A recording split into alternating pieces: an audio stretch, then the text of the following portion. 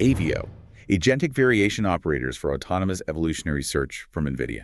Oh, this is a massive one. It really is. Because, look, if your day-to-day involves agonizing over PTX instructions to, squeeze every last drop of performance out of modern GPUs, listen closely. Yeah, you're going to want to hear this. Because we are looking at the end of manual, painstaking optimization for attention kernels. So AVO is an autonomous AI coding agent that entirely replaces fixed evolutionary search pipelines. Entirely. It's wild. And the results are just explosive. Over 7 days of continuous evolution on Blackwell B200 GPUs, this agent generated a multi-head attention kernel hitting 1668 TFLOPS in BF16. Which is just a staggering number. Right. It outperformed expert-engineered baselines. It beat NVIDIA's own cuDNN by up to 3.5% and Flash Attention 4 by up to 10.5%. And it did it all autonomously. Exactly. And furthermore, it successfully adapted this highly tuned kernel to group query attention in just 30 minutes. It fundamentally changes how we interact with hardware at the lowest levels. Welcome to AI Paper Podcasts. For the AI researchers and ML engineers joining us who, need to stay on the bleeding edge of GPU optimization, this paper represents a massive paradigm shift in how we write hardware-level code. It really does. We have a stack of data from NVIDIA's latest research, and our mission today is to figure out the exact mechanisms this agent used to outcode human experts on, let's face it, one of the most complex pieces of silicon on the planet. Yeah, we are moving from AI as a sort of a sophisticated autocomplete tool to AI as a fully autonomous optimization engineer.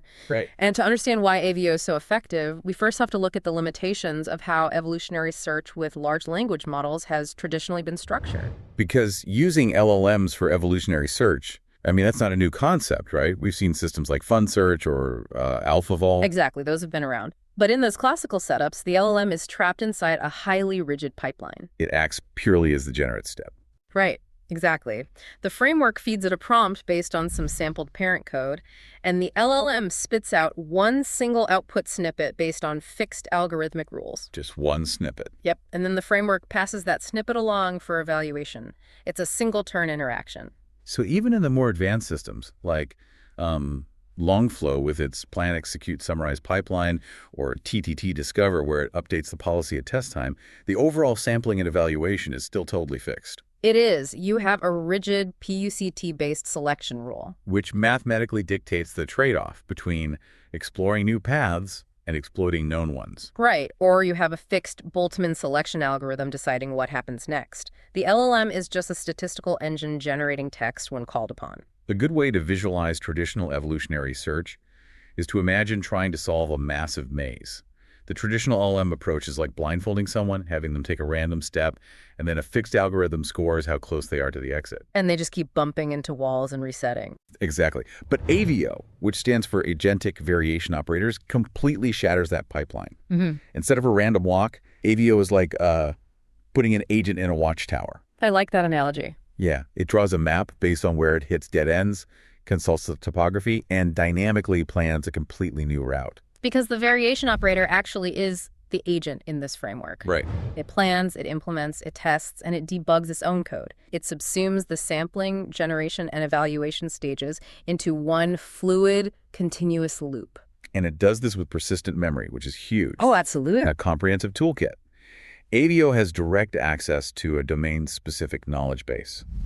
We are talking about the official cuDA programming guides, the PTX instruction set architecture docs, and the actual reference source code for Flash Attention 4. It also controls its own evaluation tools. Really? Like directly? Yes. So if a kernel fails to compile, or if it compiles but fails a correctness check against the reference implementation, the agent actually reads the error logs. It can look at the entire lineage of its past attempts and autonomously decide to, consult the cuDA manual for memory ordering constraints, diagnose the specific bug, and rewrite the logic. So it dictates what to research, what to edit, and when to run the profile. Exactly. Okay, so we're taking this autonomous self-directed loop and pointing it at the attention mechanism on Blackwell hardware. Let's set the stage for our listeners who might not, write CDA kernels every day. Sure.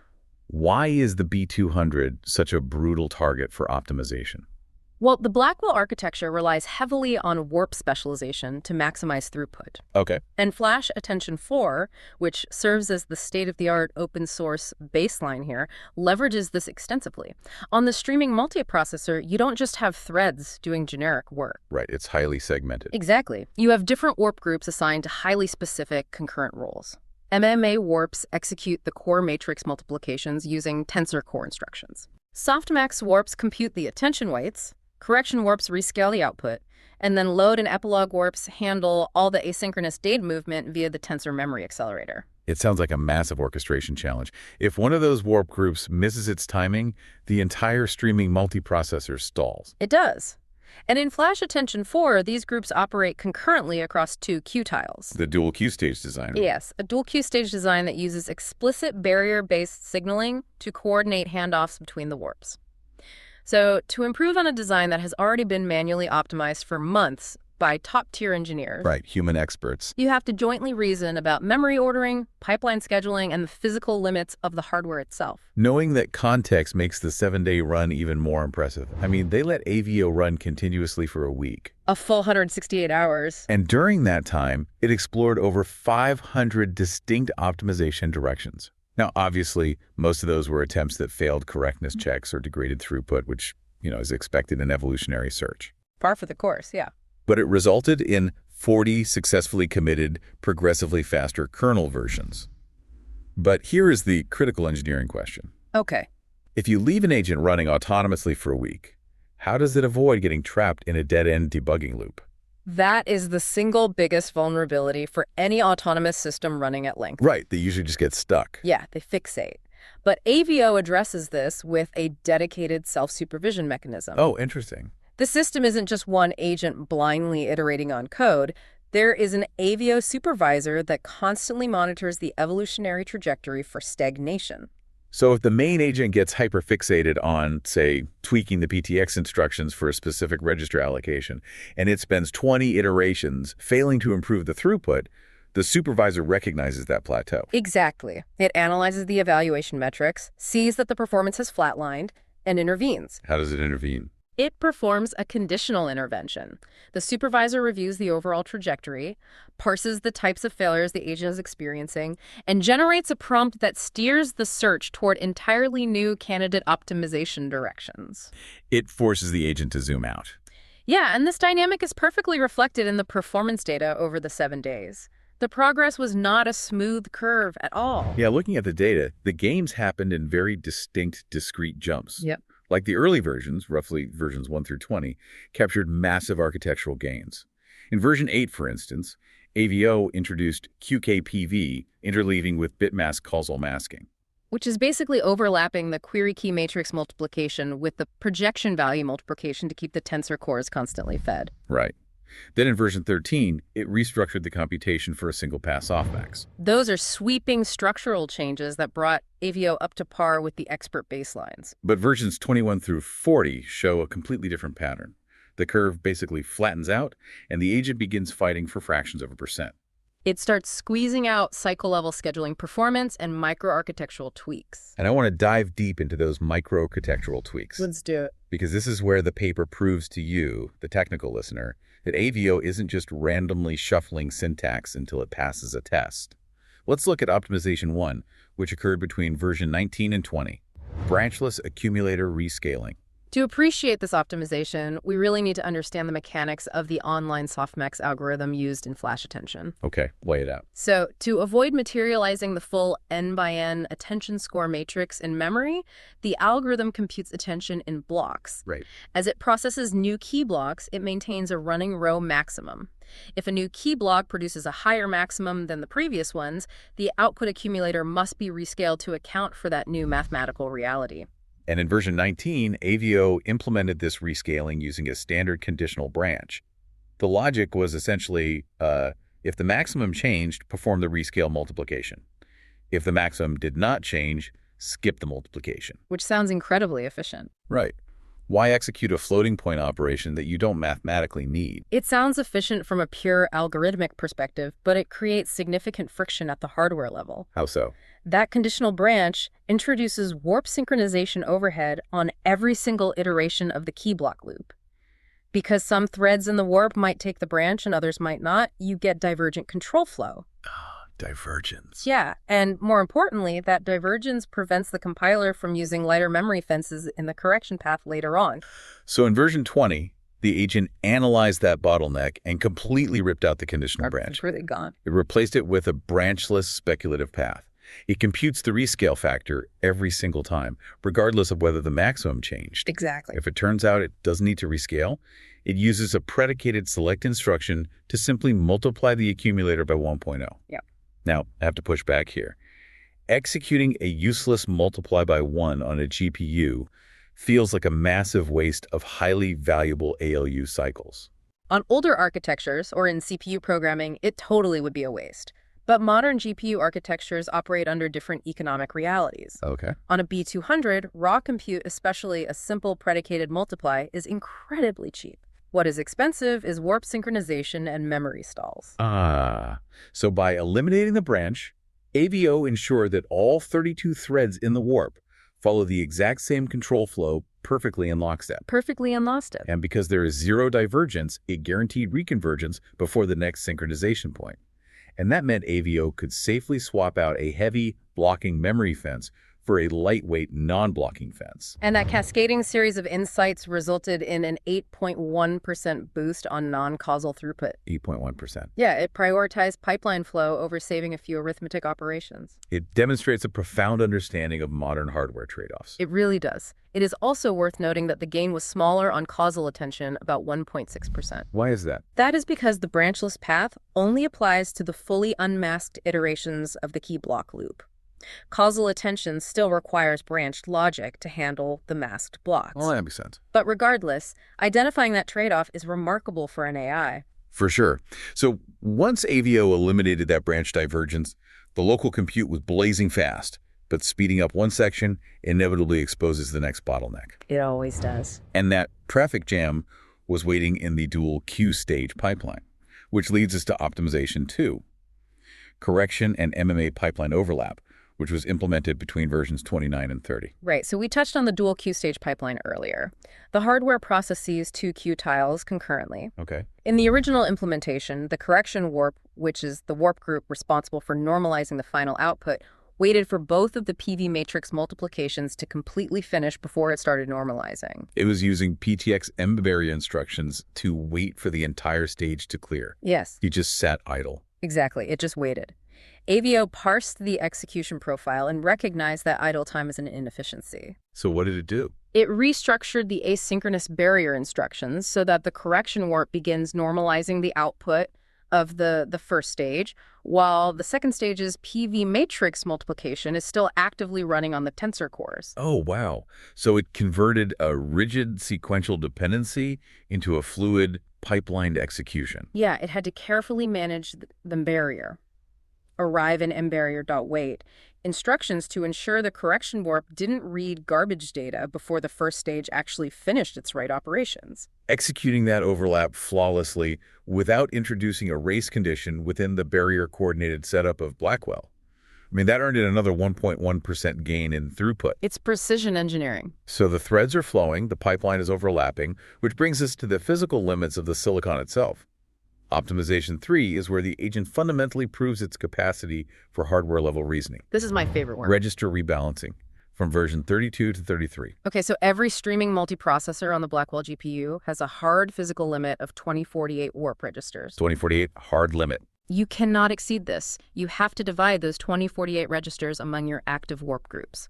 Flash Attention 4 allocates 192 registers to the softmax warps, 80 registers to the correction warps, and the remaining registers are distributed to the load and MMA warps. And the AVO kernel initially adopted this exact same allocation pattern, right? It did, but AVO didn't treat that allocation as a fixed rule. It analyzed the profiling data of its own compiled kernel and realized there was a critical imbalance. What kind of imbalance? Well, with only 80 registers, the correction warps didn't have enough physical space on the SM to hold all their active variables. Wow. As a result, they were spilling values over into local memory. In this QD architecture, local memory actually resides in the L1 or L2 cache, or even off-chip VRAM, right? Yeah, which is orders of magnitude slower to access than a hardware register. Spilling completely kills performance. Right. At the same time, AVO looked at the softmax warps.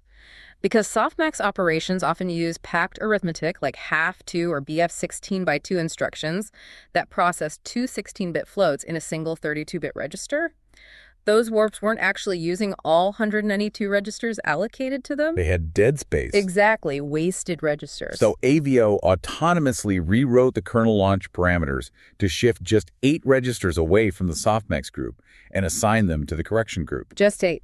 It changed the balance from 192 and 80 to 184 for softmax and 88 for correction. And giving the correction warps just those 8 extra registers completely stopped the local memory spilling. That is insane. The data stayed on the fast silicon, resulting in another 2.1% performance gain. The underlying mechanism there is what makes this so impressive. Right. Think about what it actually had to do. The agent had to read the compilation logs, identify a memory spill, trace that spill back to a register allocation limit, analyze the instruction set of a concurrent work group to verify there was unused headroom, and then rebalance the global budget. That is not LLM text generation. That is systems engineering. 100%.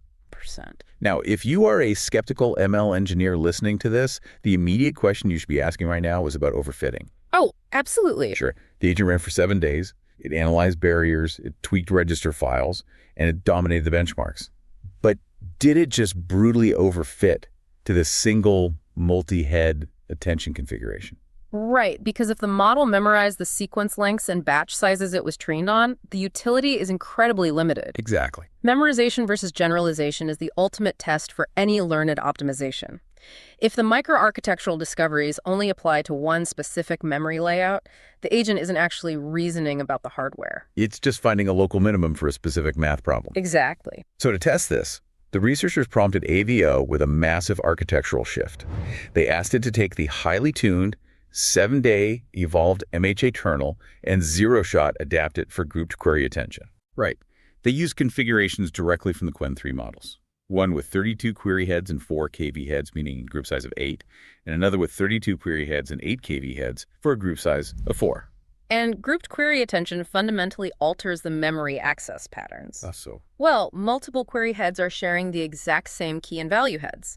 That changes the stride of the memory fetches via the tensor memory accelerator, and it completely changes how the workload is distributed across the MMA warps compared to standard multi-head attention. And they gave AVO this task without any human guidance on what specific PTX or cuDA changes were required to support GQA. None at all. And it took the agent exactly 30 minutes of autonomous effort to completely rewrite the kernel. 30 minutes? Not only did it successfully support the GQA configurations, but it retained its performance dominance. On causal GQA, AVO's zero-shot adapted kernel achieved up to 7.0% higher throughput than cuDNN and 9.3% higher throughput than Flash Intention 4. Which proves that the discoveries the agent made over those 7 days, the branchless accumulator rescaling, the barrier synchronization overlap, the register rebalancing this, they were not artifacts of overfitting to a specific matrix size. Right. They were foundational, generalized improvements to how the software interacts with the Blackwell architecture. It actually learned how the hardware processes data, not just how to beat one specific benchmark suite. Yeah, it learned the machine. If you are writing cuDA kernels right now, AVO fundamentally changes your entire workflow.